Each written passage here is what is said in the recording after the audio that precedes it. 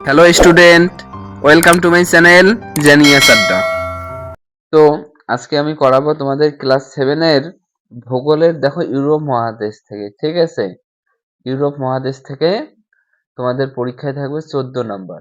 ঠিক, তো আজকে যেগুলো কমন দিব সেগুলো 100% থাকবে। তো দেখো আছে যে হাজার হ্রদের দেশ কাকে বলে। যে ইউরোপ মহাদেশের অন্তর্গত ফিনল্যান্ডের মতো ছোট দেশে প্রায় 35,000-এরও বেশি হ্রদ থাকার জন্য এই দেশকে কি বলা হয়? হাজার হ্রদের দেশ বলা হয়। তারপরে দেখো আছে ট্রাক ফার্মিং কি। ট্রাক ফার্মিংটা পড়বে, 100% ইম্পর্টেন্ট।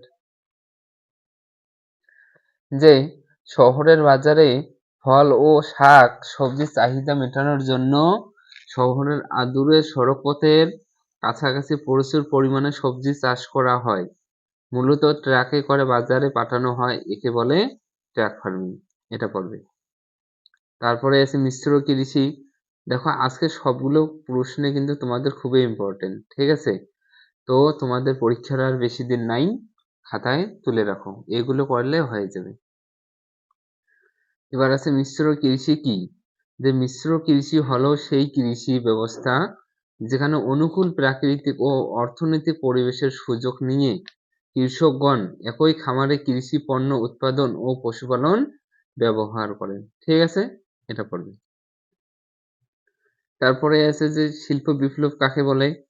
উত্তর দেখো কি আছে, যে আধুনিক যন্ত্র নির্ভর করে একাধিক শিল্পের বিকাশকে শিল্প বিপ্লব বলে। তারপরে আছে গ্রিন হাউস বা সবুজ ঘর বা কাচের ঘর কি। দেখো যে শীতকাল ও কম আলোকযুক্ত অঞ্চলে উদ্ভিদ প্রতিপালন ও শাকসবজি চাষের জন্য সৌরশক্তিকে আবদ্ধ করার এক বিশেষ ধরনের কাচের ঘর। এটা পড়বে, খুবই ইম্পর্টেন্ট। তারপরে আছে গ্যাপ বা গিরিপথ কি। ঠিক আছে, এর উত্তর কি হবে, যে দুটো পর্বতের মধ্যবর্তী অংশকে গ্যাপ বা গিরিখাত বলে। তারপরে আছে পোল্ডার ভূমির প্রধান নদী কি। রাইন, খুবই ইম্পর্টেন্ট। ঠিক আছে, স্টার দিয়ে রাখো এটাকে, কি হবে? রাইন। পোল্ডার ভূমির প্রধান নদী রাইন। ঠিক আছে, তারপরে দেখো ইউরোপের বৃহত্তম হ্রদের নাম কি। ল্যাডোগা, কি হবে? ল্যাডোগা। ইউরোপের সর্বোচ্চ শৃঙ্গের নাম কি। এলবুর্স, 5,642 মিটার।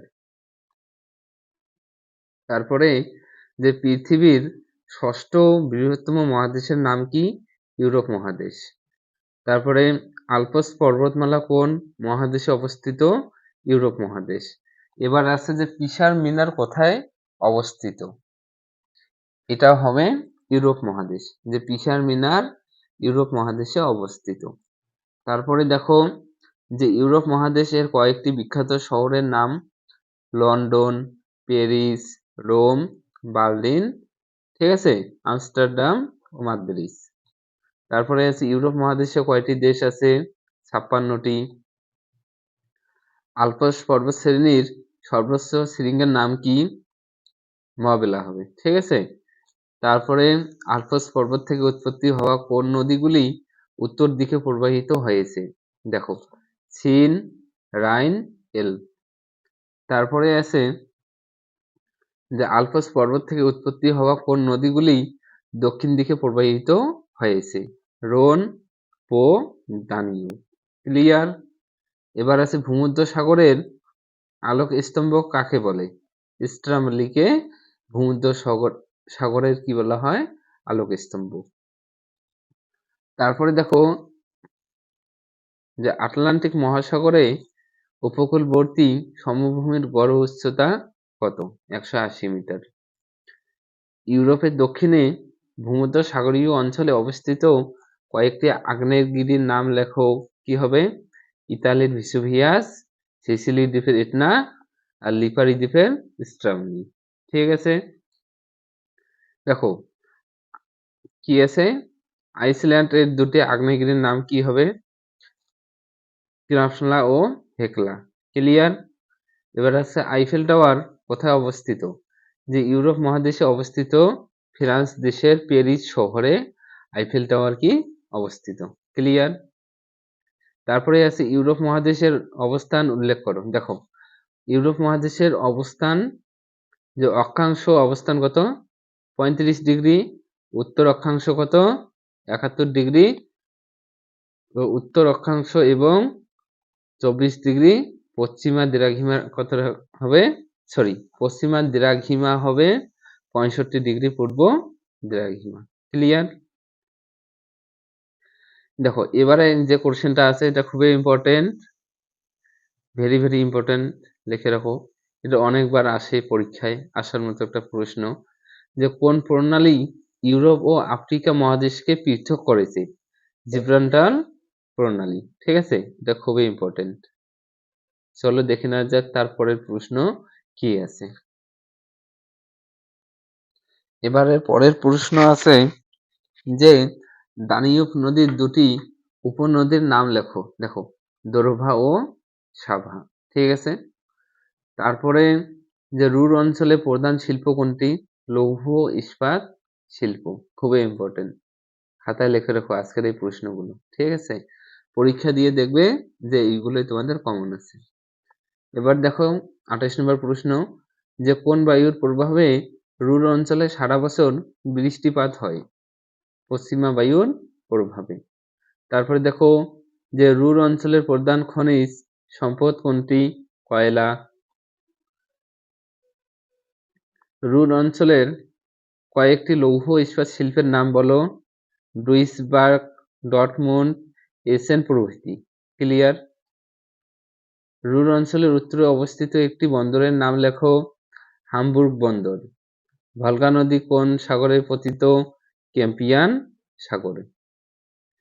তো দেখো তোমাদের আজকে আমি ইউরোপ মহাদেশ থেকে কয়টা 32টা শর্ট প্রশ্ন দিয়ে দিলাম।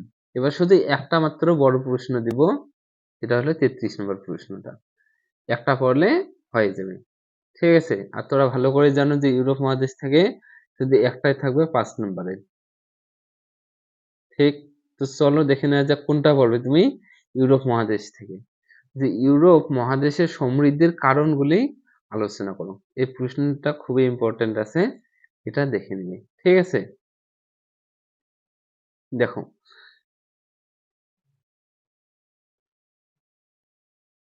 যে ইউরোপ মহাদেশের সমৃদ্ধির পিছনে বহু ঐতিহাসিক, ভৌগোলিক, রাজনৈতিক এবং অর্থনৈতিক কারণ সম্মিলিতভাবে কাজ করেছে। নিচে প্রধান কারণগুলি আলোচনা করা হলো। দেখো এরকম পয়েন্ট আউট করবে, ঠিক পয়েন্ট করবে ও আন্ডারলাইন। ঠিক আছে, যে ভৌগোলিক সুবিধা এবং যোগাযোগ ব্যবস্থা, এটা আন্ডারলাইন করে কি লিখবে? যে উন্নত জলপথ, ইউরোপ মহাদেশের ভূখণ্ডে বহু নদী ও উপসাগর থাকার কারণে এবং এর তিন দিকে সমুদ্র, ঠিক আছে, থাকায় অভ্যন্তরীণ ও আন্তর্জাতিক নৌ বাণিজ্য অত্যন্ত সহজ ছিল। এই জলপথগুলি শিল্প বিপ্লবের আগে ও পরে পণ্য পরিবহন ও বাণিজ্যের মূল ভিত্তি তৈরি করেছিল। এটা একটা পয়েন্ট গেল। এবার 2 নম্বর পয়েন্টে কি লিখবে? দেখো যে নাতিশীতোষ্ণ জলবায়ু, দেখো যে মহাদেশের বেশিরভাগ অঞ্চল নাতিশীতোষ্ণ জলবায়ুর অন্তর্ভুক্ত। ঠিক আছে, যা কৃষিকাজ এবং মানুষের বসবাসের জন্য অনুকূল। এটি অতিরিক্ত প্রাকৃতিক প্রতিকূলতা ছাড়াই একটি স্থিতিশীল জীবনযাত্রায় সহায়তা করেছে। ক্লিয়ার? তারপরে কি লিখবে? যে অর্থনৈতিক ও শিল্পগত অগ্রগতি। দেখো শিল্প বিপ্লব যে 18 শতকে ইংল্যান্ডে শুরু হওয়া এবং পরে পুরো ইউরোপে ছড়িয়ে পড়া শিল্প বিপ্লব ইউরোপ মহাদেশের কি সমৃদ্ধির প্রধান কারণ। এটা যদি করবে তাহলে 5 নম্বর পেয়ে যাবে। ঠিক আছে, তাহলে দেখা হচ্ছে পরের ভিডিওতে।